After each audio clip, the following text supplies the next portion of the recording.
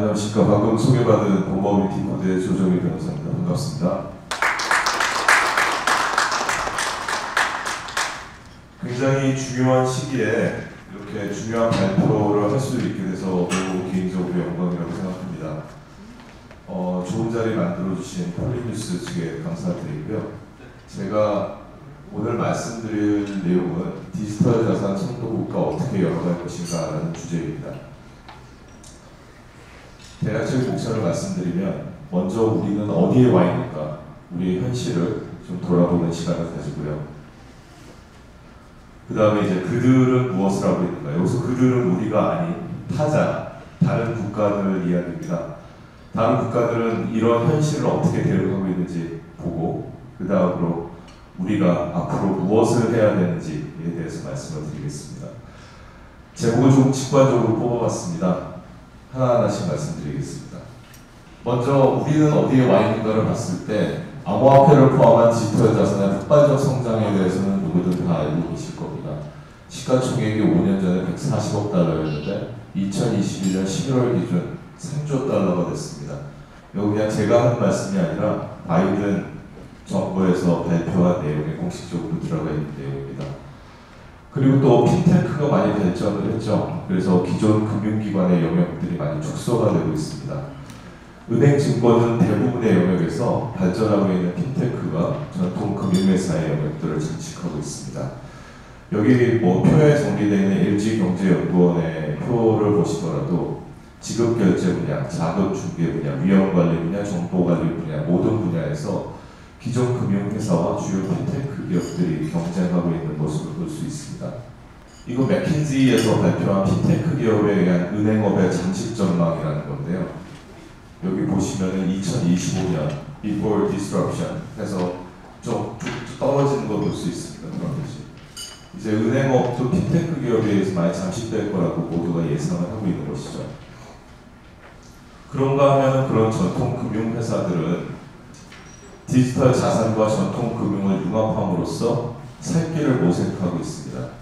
아까 양경수 의원님께서도 말씀 주셨는데 가상자산 수탁 서비스들을 많이 진행을 하고 있고요.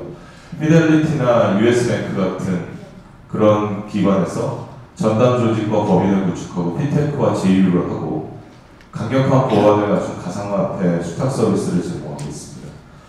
그리고 CBA 등은 가상화폐 매매 수탁 솔루션을 뱅킹 앱에 결합하는 방식으로 리테일 고객들을 대상으로 서비스를 확대하고 있고요. 국내 은행들도 지금 현행 은행법 하에서 직접 가상자산 사업을 수행할 수가 없기 때문에 합작법인 설립이나 지분투자 방식으로 간접적으로 수탁업 진출을 추진하고 있습니다. 가상자산 수탁 서비스는 전통적인 은행 업계에서 가장 관심이 많은 분야라고 보시면 되겠습니다. 그 다음에 이제 증권회사 쪽에서 관심이 있는 것은 증권형 토큰 부분입니다.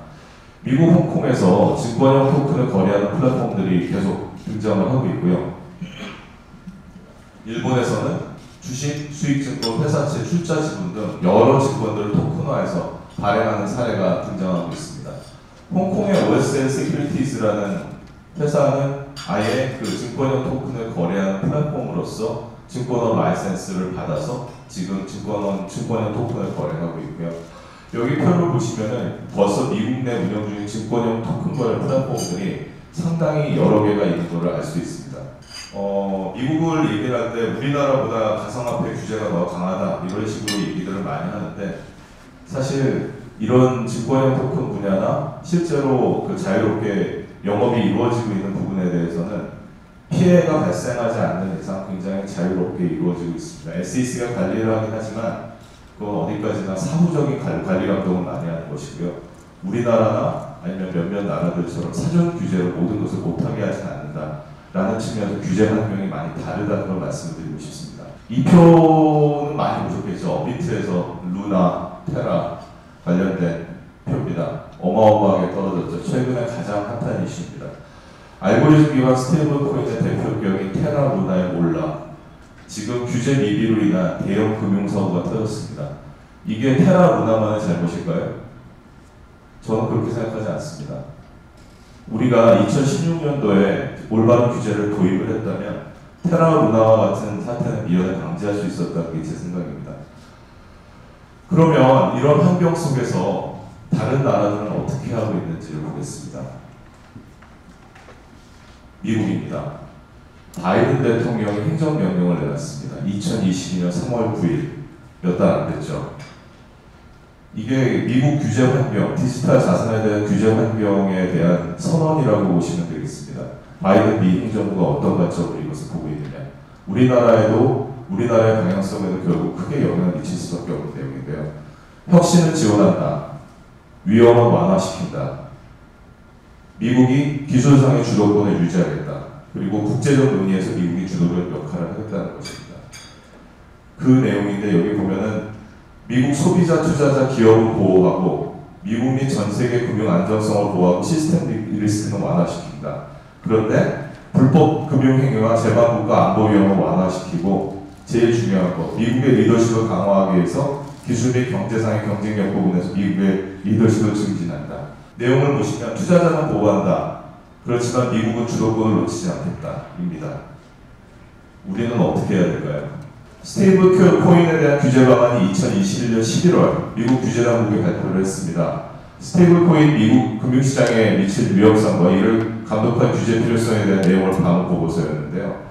스테이블 코인의 그 담보 부족 가능성, 알고리즘 위험성으로 인해서 발행기관은 은행으로 제한하는 것을 제한을 했습니다. 특히 FSOC 같은 경우에는 알고리즘 메커니즘에 따라서 스테이블 코인의 가치가 유지되는 알고리즘 스테이블 코인이라는 것이 시장 상황 및 운영 리스크 등의 잠재적 위험이 존재한다고 강조하면서 증권 또는 파생 상품으로 규제해야 된다고 이야기했습니다. 이게 무슨 얘기일까요? 알고리즘 스테이블 코인, 바로 테라 루나입니다. 미국에서도 지금 규제를 준비를 하고 있었고요. 이게 제때 들어왔다면 테라 루나와 같은 사태도 막을 수 있었다고 생각을 합니다. 유럽 같은 경우에는 그 미카라고 하죠. 가상자산 시장 법안입니다. 이거 오타가 있는데 유럽 집행위원회가 2020년 채택한 디지털 파이낸스 패키지의 일환이고 2024년 EU 전체에 적용되는 법안입니다. 암호화폐를 기존 금융상품과 동일하게 취급을 하고요. 스테이블 코인에 대해서도 요건을 규정했습니다. 총 9개의 장과 126개 조합으로 이루어져 있는데요. 여기에는 자산 기반 토큰 및 전자화폐 토큰을 제외한 가상자산의 백서 작성 등 발행 및 마케팅 관련 규제가 있고요. 토큰 발행자의 인허가 절차 및 의무사항, 백서 승인에 관한 사항을 규정하고 있습니다. 그리고 토큰 발행자 인허가 절차 및 의무사항, 그리고 가상자산 서비스 제공자의 인허가, 시장 남용 금지 등의 사항을 규정하고 있고요. 지금 굉장히 좀 종합적인 법률로 제정이 됐기 때문에 우리나라의 향후 법안에도 상당한 영향을 미칠 것으로 예상하고 있습니다. 프랑스 같은 경우에는 2019년 5월 22일에 기업성장변화법이라는 걸 제정했습니다. 그래서 공모형 ICO를 승인하는 그런 제도를 두고 있고요. AMF 승인을 받아서 유틸리티 토큰의 공모형 ICO까지 진행할 수 있도록 그렇게 규정을 해놨습니다. 그리고 증권형 토큰 발행은 종전법을 적용하도록 하고 있고요. 이런 구체적인 내용들까지 말씀드릴 필요는 없겠지만 프랑스 같은 경우에도 이미 이런 그 가상자산 사업자나 토큰 발행에 대한 굉장히 상세한 규정들을 이미 법안을 만들어서 이행을 하고 있다라고 보시면 되겠습니다. 독일 같은 경우에는 2021년에 전자적인 유가증권의 도입을 위한 법률을 발효시켰고요. 거기서 이제 암호화폐와 중앙예탁기관에 등록하는 유가증권을 구별해가지고 규정을 하고 있습니다. 암호화폐라 하면 전자적으로 발행되는 유가증권으로서 암호화폐 등록부에 기재되는 것을 말한다고 규정을 하고 있고요. 암호화폐 등록부를 중앙에서 컨트롤하는 게 아니라 분산형으로 조직되는 걸로 규정을 해놨습니다. 그래서 위반조 방지 기록 시스템을 갖춰야 한다는 요건을 규정을 하고 있고요.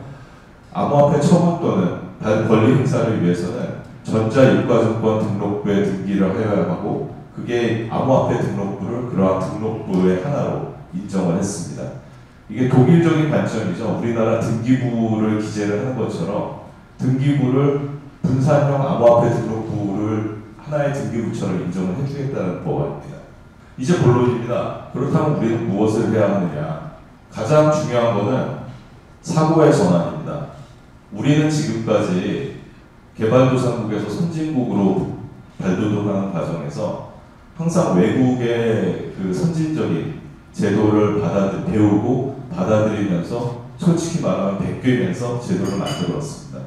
근데 이제 전대미문의 이런 상황들, 디지털 자산에 대해서 우리가 준비를 해야 되는 상황이 됐을 때 외국의 사례도 참조를 해야 되지만 우리의 법률, 우리의 룰을 우리가 만들어야 됩니다. 그러려면은 저는 더 이상 수비적인 사고를 해서는 안 된다고 생각합니다. 선진국에 맞는 공격적인 사고, 길을 만들어내는 사고를 해야 되는 것이고요. 후행적인 사고에서 선제적인 사고로 나아가야 됩니다. 다른 나라들이 이미 다 이렇게 만들어서 제도화하고 진행하고 있는데 한 발짝도 못 나가고 있는 이런 상황을 타개하기 위해서는 우리 스스로 길을 만들어야 하는 것이고요. 그 길은 시장의 자유를 존중하되 자유의 한계를 설정하는 방식이 되어야 할 겁니다. 시장은 이미 존재하는 시장을 죽이는 방식이 되어서도 안 될 거고요. 그렇다고 해서 시장의 방임을 내버려두는 그런 또 모습이 또 돼서는 안 되겠죠. 그렇기 때문에 우리 스스로 룰을 만들고 길을 만들 때 거기에 대한 원칙을 가지고 대응하는 것, 그게 가장 중요하다고 봅니다. 이게 굉장히 뜬구름 잡는 소리인데 제가 계속 강조드리는 거는 이런 사고를 하지 않고 있기 때문이라고 저는 생각을 합니다. 동의하실지 모르겠지만 구체적인 실행 방안으로서는 먼저 디지털 자산을 규율하는 법률을 만들어야 됩니다. 이 이야기를 몇 년째 계속 많은 전문가들이 하고 있는데 아직도 안 되고 있는데 가상자산업법 또는 요즘은 또 디지털 자산기본법이라고 하는데 전 도마 명칭은 중요하지 않다고 생각합니다. 이 가상자산업에 대해서 암호화폐업에 대해서 정의, 진입, 규제, 행위 준칙, 투자자 보호 등 시장의 룰 세팅을 하는 법률이 정말 시급합니다. 그래야지 STO가 됐건 뭐 NFT가 됐건 새로운 금융 상품, 새로운 암호화폐 상품에 대해서도 우리가 규제를 할 수 있고 알고리즘 스테이블 코인에 대해서도 어디다 어느 법률을 규정할 것인가 지금 주소 자체가 없거든요. 이거 다 특허법에 할 겁니까? 불가능합니다. 여기다 우리가 빨리 가상자산업법이나 디지털 자산 기본법을 만들어야 됩니다. 그 다음으로는 증권형 가상자산을 허용해야 합니다. 가상자산업법 또는 디지털 자산업법의 기본은 증권인 자산과 증권이 아닌 자산을 구별하고 증권인 자산에 대해서는 증권법을 적용하는 것입니다.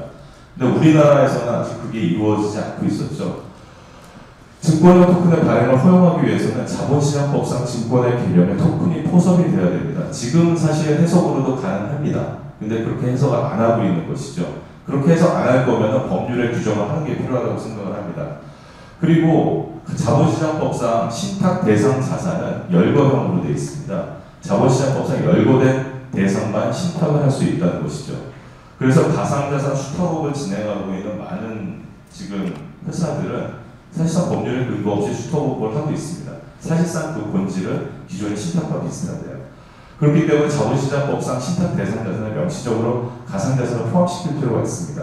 이게 법률적인 근거를 가지고 가능하도록 정비를 할 필요가 있고요. 증권형 토큰 발행이 허용이 되면 결국 그 모집 대출과 관련된 업무는 가장 잘하는 데가 기존의 증권회사들입니다. 그리고 가상자산의 수탁 업무는 은행이나 신탁회사들이 중요한 역할을 할 수밖에 없고요. 디지털 자산 시장에 전통 금융기관들이 융합을 해서 진출해서 기존의 플레이어들과 함께 시장을 만들어 나갈 수 있도록 해야 이 시장이 발전할 수 있다고 생각합니다. 그리고 금융당국의 적극적인 해석이 중요합니다. 이거는 이제 맨 처음에 말씀드렸던 수세적인 사고에서 공세적인 사고로 선진국의 격에 맞는 금융당국의 입장과 사고를 강조드리는 건데요. 사실 법률 개정이 없어도 해석을 통해서 가능한 부분들이 있습니다. 근데 지금까지 금융기관에서, 금융당국에서는 이 부분에 대해서 가능하면 최대한 소극적으로 해석을 해왔습니다. 예를 들어서 집합투자, 펀드에 대한 규정을 보겠습니다. 자본시장법상 집합투자의 개념은 2인 이상의 투자자로부터 모은 금전 등을 투자자로부터 일상적인 운용 지시를 받지 않으면서 재산적 가치가 있는 투자 대상 자산을 취득 처분, 그리고 그 결과를 투자자에게 배분하여 귀속시키는 것이라고 규정이 되어 있습니다.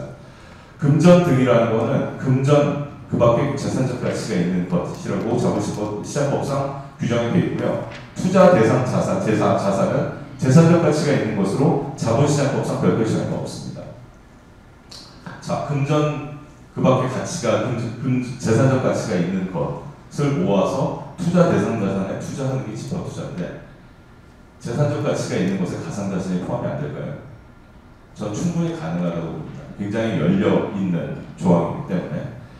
굉장히 자본시장법상 넓은 규정으로 되어 있기 때문에 사실 법률 해석상으로는 가상자산 자체도 집합투자 개념상 금전 등이나 집합투자 대상의 투자 대상 자산으로 인정될 가능성이 농후합니다. 결국 기존의 자산운용, 기존의 집합투자업자들이 가상자산 펀드를 만들 수도 있는 거예요.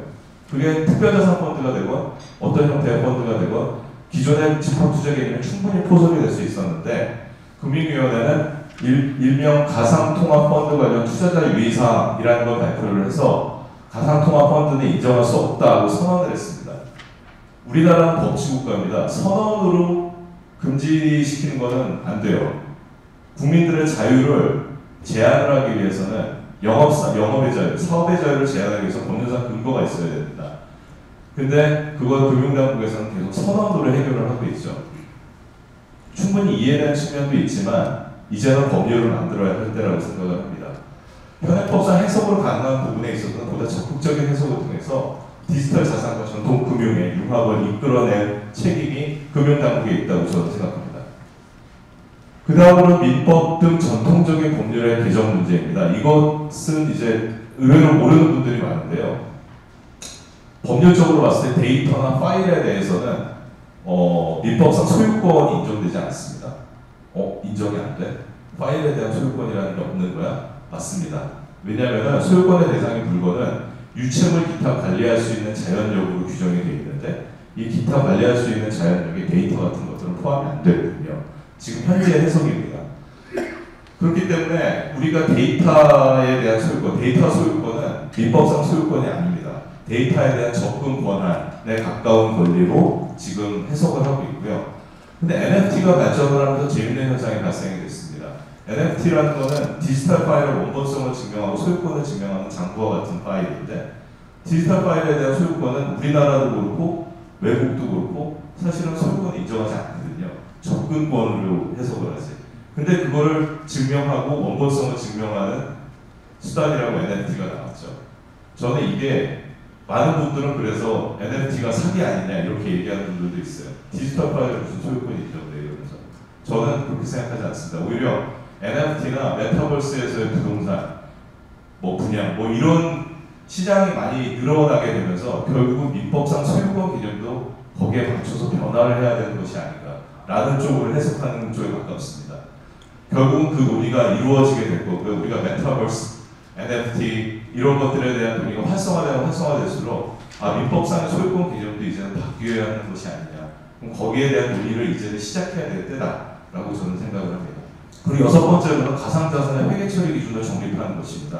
실제 사업을 하는 측면에서는 굉장히 중요한 이슈인데 업비트나 빗썸에 대한 감사를 통해서 그 거래소가 가지고 있는 가상자산에 대한 회계 처리 기준은 기타 자산으로 어느 정도 확립이 됐습니다. 근데 지금 P2E 게임과 관련된 가상자산의 회계 처리 이슈가 굉장히 불거지고 있고요. 특히 위메이드 유닉스 매각 수익이 맨 처음에 매출로 잡았었는데 회사에서 이게 회계 기준원 권고에 따라서 부채로 바뀌게 되면서 완전히 그 대차대조표가 완전히 극에서 극으로 움직이는 상황이 되어버렸습니다. 지금 여기에 대해서 논의가 이루어지고 있고 기준이 정립되어 가고 있는 상황인데요. 회계 처리 기준이 명확해야 되고 회계 기준원과 금융당국이 이에 대해서 명확한 가이드라인을 줘야 우리나라에서 많은 기업들이 가상자산을 가지고 사업을 하면서 회계 처리가 어떻게 되는지 예상하고 진행할 수 있을 거라고 생각을 합니다. 총론부터 강론적인 부분까지 좀 많이 말씀을 드렸는데요. 시간이 어떤지 모르겠습니다. 제가 말씀드린 거는 여기까지고요. 오늘 또 발표 이후에 토론으로도 굉장히 좋은 말씀들이 많이 오고 가는 걸로 알고 있는데 모쪼록 계속 같이 이야기를 듣고 팔로우 하시면서 앞으로 우리나라 가상자산 정책 시장에 대해서 같이 논의할 수 있었으면 좋겠습니다. 감사합니다.